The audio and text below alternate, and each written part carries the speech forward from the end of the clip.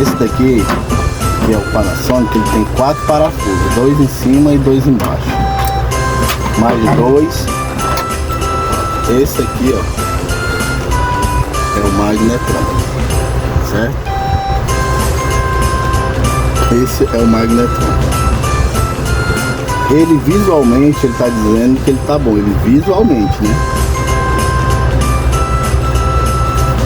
Mas vou deixar ele aqui, olha como é que é ele aqui, né? Ó. 2 em cima e 2 embaixo, certo? Que ele encaixa justamente ali. Vou pegar o outro ali e deixar ele.